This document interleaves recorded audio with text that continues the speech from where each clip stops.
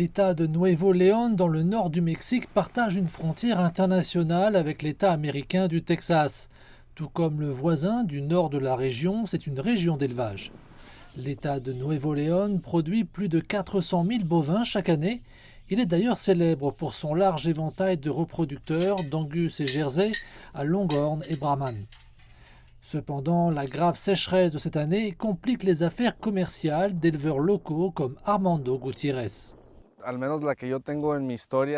Au cours de ma vie, je n'ai pas le souvenir d'une sécheresse comme celle-ci, mais ce n'est pas seulement cette année. Ces dernières années, il pleut de moins en moins, de moins en moins.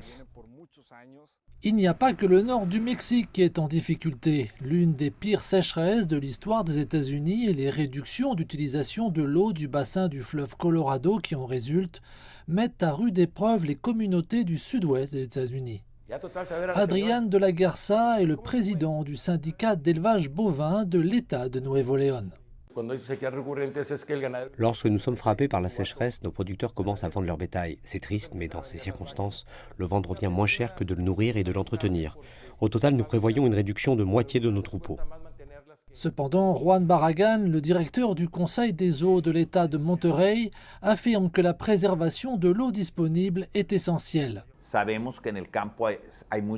Nous savons qu'à la campagne, beaucoup d'eau est utilisée de manière inefficace. Nous investissons donc dans la modernisation des systèmes d'eau pour accroître l'efficacité et pour arrêter les fuites. De cette façon, il restera de l'eau qui pourra être utilisée pour pallier les pénuries ailleurs. Mais les éleveurs affirment que peu importe l'efficacité avec laquelle l'approvisionnement en eau est géré, cela ne résoudra pas le problème du changement climatique. Peu importe à quel point on est efficace avec le bétail ou l'approvisionnement en eau, s'il n'y a pas de pluie, il n'y a pas d'élevage de bétail. Si cette sécheresse continue, l'industrie bovine disparaîtra probablement de cette région.